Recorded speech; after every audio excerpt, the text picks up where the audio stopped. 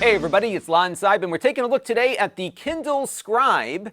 This is a Kindle that you can read books on, but it also allows you to use a pen, and now you can write on your Kindle too. And what we're going to do in this video is take a look at what the Kindle Scribe is all about and see what's good and not so good about it just yet. But I do want to let you know, in the interest of full disclosure, that I paid for this with my own funds. All the opinions you're about to hear are my own. No one is paying for this review, nor has anyone reviewed or approved what you're about to see before it was uploaded. So let's get into it now and see what this new Kindle is all about. Now, the price point on this starts at around $339, and there's a bunch of different configurations. The base model comes with the basic pen, but I opted for the premium pen here. And what the premium pen gets you is a button for shortcuts and an eraser on the top. Let me show you how that works real quick. So if I am writing out something like I have right now, if I flip the pen over and use it like an eraser, I can get rid of things that I drew earlier. And that's not something you have with the basic pen. Additionally, the button here will work as a secondary command. So I could, for example, do a highlight here if I hold the button down while I push the pen against the screen. The pen does not need to be charged. It is completely passive in how it works, and it will dock itself magnetically to the side of your Scribe here, so there's a place to put it when you're walking around. Now, like other Kindle devices, this has a Paperwhite e-ink display, and what's nice about these displays is that they only need power when they change. So when I do a page turn here, that will require power to change the condition of the display, but it's not requiring any energy to keep the text on the screen now based on how this works. The difference, though, is that these displays are rather slow. So as you can see, when we navigate around, it's not a quick, zippy, immediate redrawing of the screen here. It takes a little bit for the screen to blank itself out and then reconfigure itself. Now, this particular Kindle has a larger display, a 10.2-inch 300 ppi display. It looks very close to what you might see on a printed page, especially when you're in good light. There is a light that will illuminate the entire screen, which is on right now. And if you want to turn that light off, you can just swipe all the way to the left here on the brightness controls to pretty much get it down to nothing. And if you've got a good light next to your bed or something, this is a great way to read at night. Now, you do have a warmth control on the light, so you can make it a little more on the yellow side if you don't want to strain your eyes late at night. And there's also a setting to make it colder, which works better in a well-lit room. And you can make those adjustments here just by pulling down the top and adjusting things with this slider. I like to have mine a little bit more on the colder side because it makes the display background look whiter. But of course, you can tune everything to get your preferences to where you'd like them to be. One thing I like about a larger e-ink display like this one is that if you need to use larger type, you can fit more words on the page. So for example, if I pull up our font controls here and go over to font and adjust the size here, you can see that even though we've got some pretty big type here, we can probably fit more of the page that we're looking at on the screen than we could with one of the smaller Kindle devices here, and it all looks very nice. Now, it weighs just under a pound on its own, 15.3 ounces or 433 grams. It's got a nice aluminum back here that feels pretty sturdy. One thing to note is that there is a bit of a gap between the metal and the screen on the right-hand side of the bezel here. And I think over time I might see some dirt and stuff get stuck in there. So the build wasn't perfect, but it does feel pretty good for reading, and it's not all that heavy, even though it is a larger device. They also put rubber feet here on the bottom, so when you have it on your desk, it doesn't slide around all that much. It actually has a pretty good grip on the surface that it's put down on. There is no fan or anything on this, of course, because it is a very low-powered device, so overall a very nice, lightweight reading device to hold. There's not much in the way of ports on this. There is a USB Type-C port here at the bottom. This, of course, is used for charging. Additionally, if you plug it into a computer, you can transfer documents to it over the USB cable, but I found it's better to use some other methods of getting documents into this, which I'll demo in a few minutes, especially if you want to work on those documents later. You also have your power switch here. There is no headphone jack on this, but it does support Bluetooth headphones. because one of the cool things you can do inside of the Amazon ecosystem is get the Kindle version of the book and then pair it up with the audio version from Audible. And as you're listening to the Audible book, it will keep track of where you left off by the word, and then you can start reading it the old-fashioned way with your own eyes there later. So you can basically read a book at night and then get in the car and have the progress continue in audio format, and everything will keep synced up over time. And of course, you can do that here on the Kindle, but you will need Bluetooth headphones to make it work. Now, while you're reading a book, you can highlight text here with the pen. This is something you could do on other Kindles. And what's cool is that when you select something and there's some information about that person in this example that you selected, you'll get some data from Wikipedia, you'll get definitions of the word if you're not sure what the word means, and it's kind of nice to have all that smartly just pull up for you. I'm reading a book here right now called Console Wars, which is about the war between Sega and Nintendo in the 90s over video games. And Tom Kalinske here is somebody I interviewed a little while back, and when I selected his name, it automatically gave me that Wikipedia entry. Now, like other Kindles, I can highlight his name and come back to that highlight later. Additionally, what I can do here is leave a note attached to his name here. And because this Kindle has a pen, I can leave a handwritten note here, as you can see, and have that come back to me later. I can also leave a text note where I can just write out something using the on-screen keyboard here and have that save with that portion of the book. And of course, it will give me the ability to jump back to that later. It will also sync some of this up with other devices. But unfortunately, at the time I'm recording this video, the handwritten notes are not carrying over to other platforms. So for example, I have one of Amazon's Fire tablets here. This is the new HD8.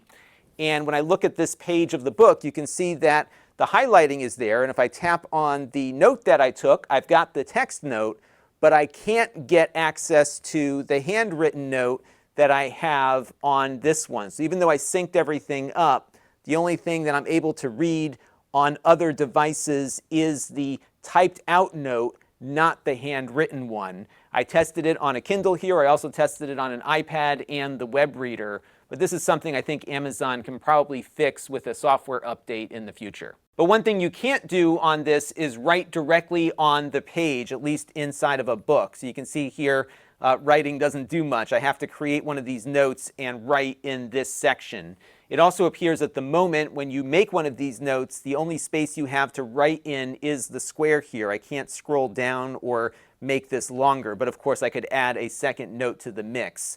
You can, though, very quickly navigate your notes by clicking on the note button here, and this will take you to every note that you made, and then you can tap on the highlight and get brought back to where you dropped that note off. So not too hard to navigate, but you can't write on the pages like you would with a real book. But one thing you can do is bring in a PDF document and annotate that directly.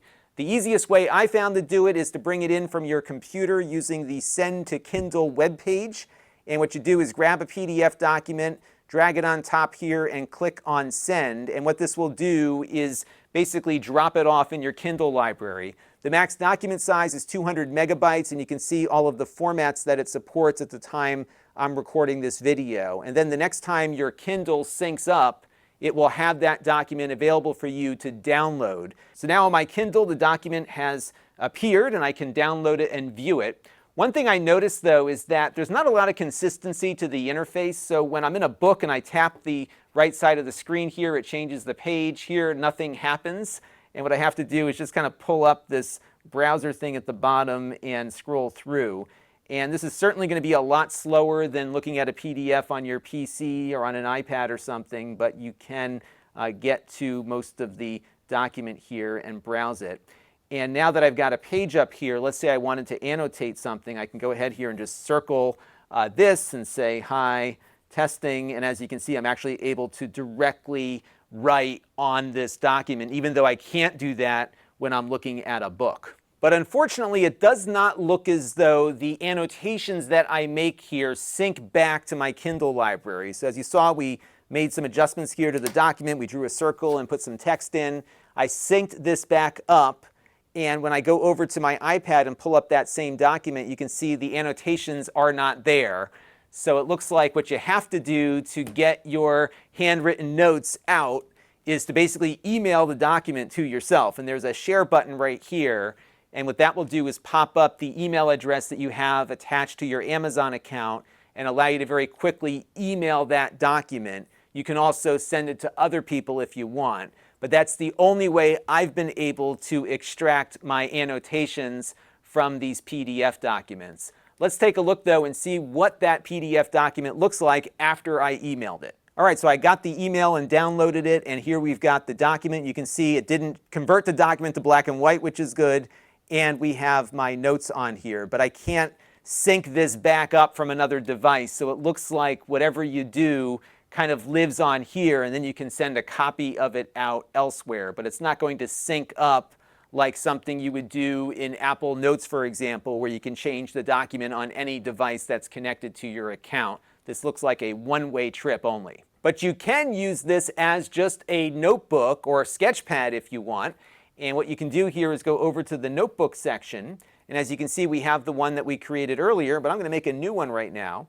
And they have a few different template options you can choose from. So of course we had our regular lined paper here to start with, but I could do something maybe like this where I can do a little storyboard kind of thing. So I can make a happy face here and say happy, and a sad face here and say sad, and you can kind of, drill out something really quickly on the pad with some help as to where you should put things on the page. But of course I can write anywhere if I want. And then if I want a new page, what I can do is just flick to the right here, and that will give me another page, and I can flick back to the prior one. And again, there's a couple of different templates you can work with here. Now this will sync up with my Kindle account. So if I jump back here and just make sure that I am synced, the next time I go over to my iPad, for example, and resync my notebooks, let me just resync the whole thing here, I will be able to jump back in and see that note, I believe. There it is, Notebook 2. The problem, though, is that I can't go in and edit this. So even though I have an iPad with a pencil here, I can't add anything to the document. All I can do is view it here, but at least this one syncs up a little easier than some of the annotations we were doing before. One thing that I'm very pleased with on this pen is just how very low latency it is. As you can see, it really just keeps up very quickly as I'm drawing, even fast on the screen.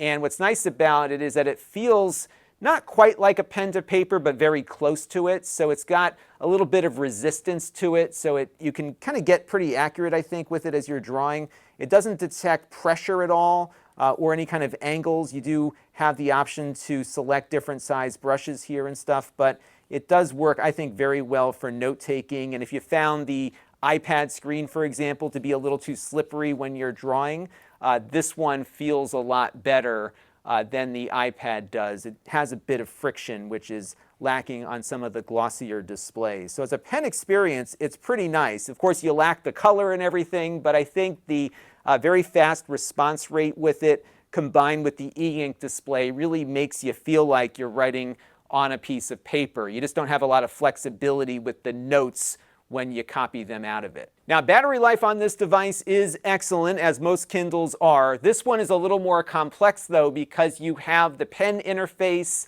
and you might be doing more with this than you would with a normal Kindle. So if you were to treat this as a normal Kindle and read on it for 30 minutes a day and keep the screen brightness down here to 13, which is basically the halfway mark, Amazon says you'll get about 12 weeks of battery life out of this. I don't doubt that. That's been my experience with my other Kindle devices that I've owned over the years. They just always seem to be ready to service me without having to plug them in.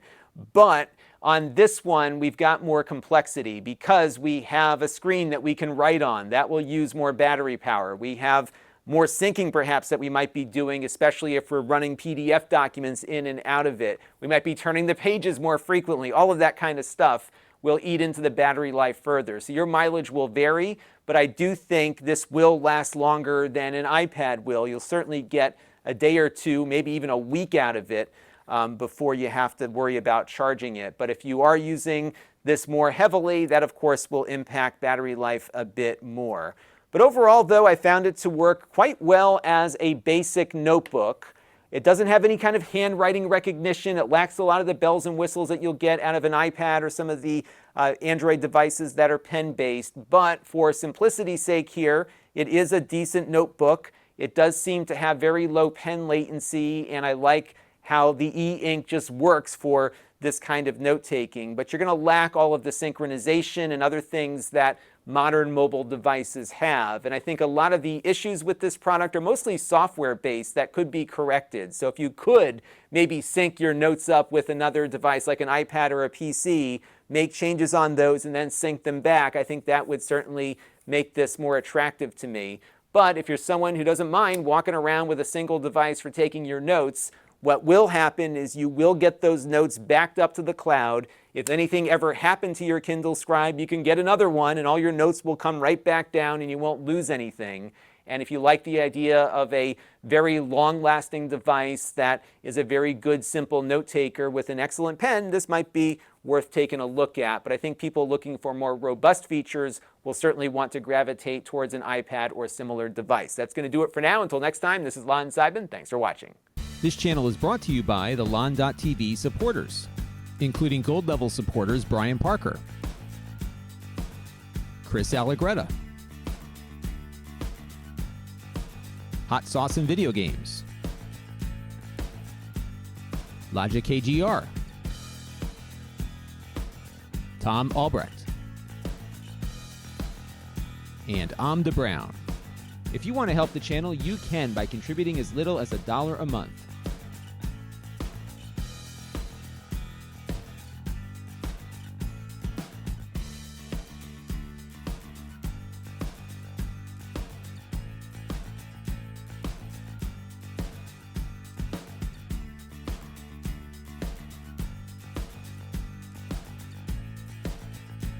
Head over to lon.tv/support to learn more.